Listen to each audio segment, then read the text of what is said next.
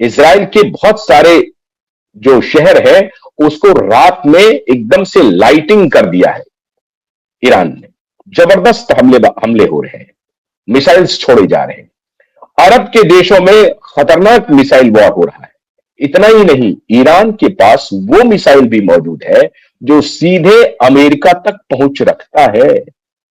तो अब डिस्गाइज अगर आप हो जाएंगे, अफरा तफरी का माहौल रहेगा, तो हो सकता है कि अमेरिका तक पहुंचने वाला जो इजराइल है उसका भी प्रयोग हो, लेकिन उसको फिर इंटरसेप्ट कर लेगा। यहां तो इजराइल बहुत मजबूत है, अमेरिका भी मजबूत है कि यहां से आप कोई मिसाइल अगर दागेंगे तो उसको आराम से इंटरसेप्ट करके आपको जाम कर दिया जाएगा या उसको डाइल्यूट कर दिया जाएगा, उसको हवा में ही खत्म कर दिया जा सकता है। और ये करने में दोनों देश माहिर है, इजराइल भी माहिर है, अमेरिका भी माहिर है।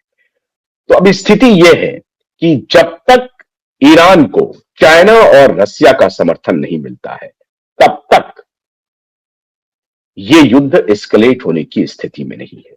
लेकिन ऐसा लग रहा है कि यह युद्ध एस्केलेट करेगा, क्योंकि अब इस पार या उस पार की मुद्रा में ईरान पहुंच गया है, क्योंकि उनके सारे लीडर खत्म हो चुके हैं।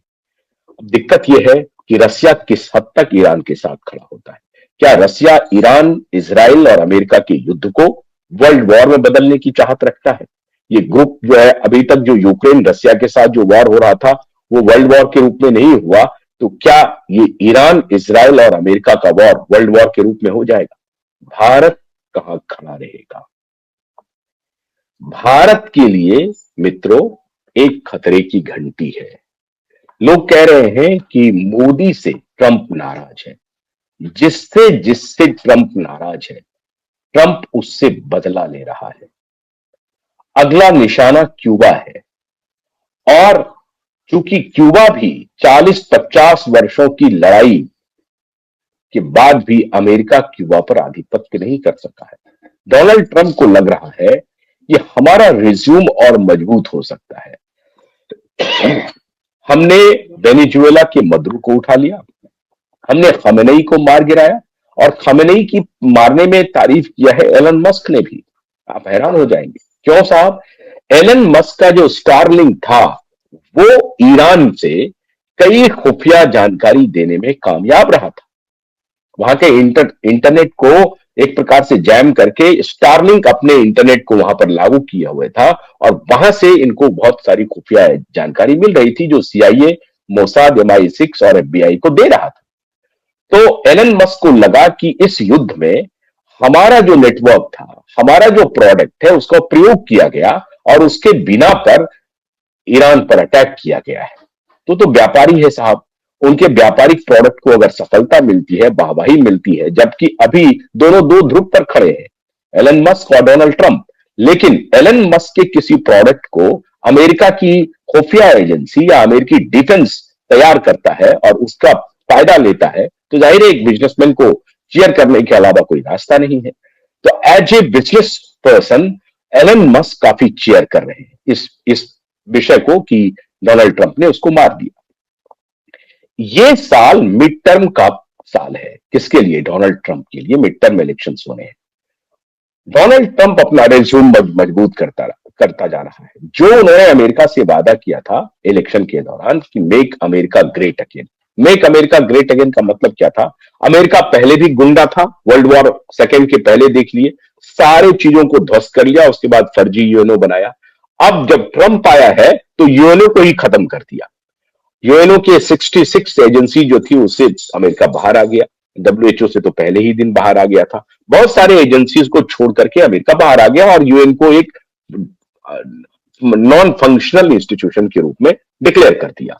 और अब गाजा के मुद्दे पर उन्होंने नया पीस बोर्ड तैयार किया है, जिस पीस बोर्ड को भारत ने भी समर्थन कर दिया। पहले भारत का समर्थन नहीं था, जो WF में गए थे, लेकिन अब भारत ने भी समर्थन कर दिया। भारत को अब यह लगने लगा कि अभी तत्काल ट्रंप के खिलाफ मोर्चा खोलना ठीक नहीं है, इसलिए मोदी ने भी ट्रंप के साथ अपनी बातचीत को, जो कि एक स्टैंड स्टिल हो गया था, उसमें थोड़ी सी रुकावट आ गई थी, बातचीत स्टेलमेट हो गया था, उस स्टेलमेट को दूर करके अब मोदी ने भी 4 कदम आगे बढ़ा दिया है और ट्रंप ने भी आगे बढ़ाया है। अगर क्यूबा पर भी कामयाब हो जाता है ट्रंप, तो फिर अगला निशाना भारत होगा। भारत होगा। और भारत के अंदर के सपोले मोदी को इसमें घसीटेंगे। अगला निशाना अब भारत होगा। वेनेजुएला हो गया, ईरान पे हमला कर दिया।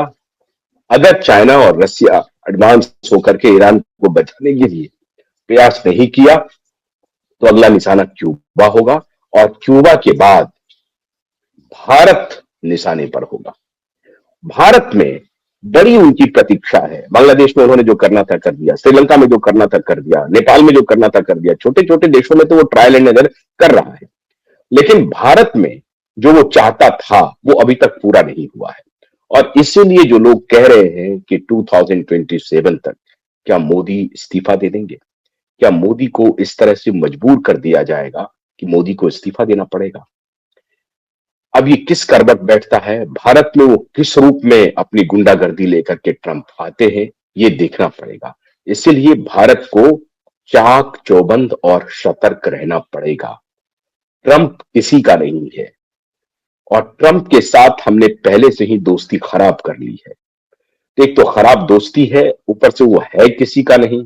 अगर हमारी दोस्ती रहती तो हम थोड़ा उसको टालते रहते। अभी जो इजराइल की यात्रा हुई है मोदी की, उससे एक प्रकार से थोड़ी दोस्ती तो बढ़ी है ऐसा प्रतीत हो रहा है। लेकिन ये होगा कि नहीं होगा कहना मुश्किल है। भारत में मुस्लिम आबादी जो रिएक्ट कर रही है उसको आप देख रहे हैं, सिया मुस्लिम सड़कों पर है, छोटे छोटे बच्चे कह रहे हैं और मोदी के खिलाफ माहौल बना रहे हैं। लेफ्ट लिबरल डिमांड कर रहा है कि मोदी अपना स्टैंड क्लियर करे। मोदी को कहा जा रहा है कि स्टैंड क्लियर करे। सीसीएस की बैठक हुई और मोदी ने बैठक के बाद जो बताया कि उन्होंने यूएई के अपने काउंटर पार्ट से बात की है और वहां भारत के रह रहे लोगों के कुशल क्षेम के बारे में पूछा है। तो स्पष्ट हो गई कि वो यूएई के साथ खड़ा है, दुबई के साथ खड़ा है, कतर के साथ खड़ा है, और सऊदी सऊदी अरब, टर्की और पाकिस्तान तो उधर एक अगला खेल कर रहा था। इसलिए भारत को थोड़ा सा स्ट्रेटेजिक पोजीशनिंग अपनी बदलनी पड़ेगी। और जिस प्रकार से टर्की, पाकिस्तान और सऊदी अरबिया इकट्ठा हो रहे हैं, इस तीनों को भी थोड़ा सा अलग करना पड़ेगा। और उसके लिए इजराइल और अमेरिका के साथ भारत का जाना मजबूरी है। अगर अमेरिका ये कह दे कि हम पाकिस्तान के साथ नहीं है, जो कि कहना मुश्किल है। हाँ, अगर भारत के साथ अमेरिका की दोस्ती प्रगाढ़ हो जाए तो वो कह सकता है कि हम पाकिस्तान के साथ नहीं है। पाकिस्तान के साथ अमेरिका नहीं है, लेकिन पाकिस्तान को अमेरिका यूज करता है एशियन कॉन्टिनेंट में डीस्टेबलाइज करने के लिए अलग अलग सरकार, क्योंकि बहुत बड़ा बेस है पाकिस्तान अमेरिका का। जब तक कि बांग्लादेश में उनके साथ कोई इस तरह का समझौता नहीं होता है, तब तक सेंट मार्टिन आइलैंड लेने की उनकी बात चल रही है। अगर वो देता है तो ठीक है, नहीं देता है तो बहुत मुश्किल है। तो पाकिस्तान पर उनको डिपेंडेंट तो रहना पड़ेगा, लेकिन अपना रास्ता धीरे से निकालना पड़ेगा भारत को। और अमेरिका इजराइल के साथ ही भारत को खड़ा रहना पड़ेगा। इजराइल भारत को अपना स्वाभाविक मित्र मानता है। इजराइल एक अच्छी धुरी हो सकता है अमेरिका और भारत के बीच में रिश्ते को प्रगाढ़ करने के लिए। बहुत फूक फूक करके कदम रखना है। अमेरिका से इस तरह से दुश्मनी हम नहीं अफोर्ड कर सकते कि वो हमारे खिलाफ ही पड़ जाए। क्योंकि एक बात पक्का मान के चलिए, अगर क्यूबा में भी उन्होंने कर दिया और मिड टर्म पोल पे उन्होंने अपना रिज्यूम ठीक कर लिया कि देखिए हमने खमेनेई को उड़ा दिया, मदुरो को ले लिया, क्यूबा को खत्म कर दिया, भारत के खिलाफ 500% का टैरिफ लगाया था, घुटने पर ला दिया, एप्स्टीन फाइल खोल दिया, तभी बहुत सारी बातें वो ट्रंप भारत के साथ करेंगे। अगर भारत का कोई डील अच्छा हो जाता है ट्रंप के साथ तो शायद वो स्थिति ना आए। भारत को सतर्क रहना पड़ेगा, खासतौर से मोदी को। बहुत बहुत शुक्रिया। नमस्कार।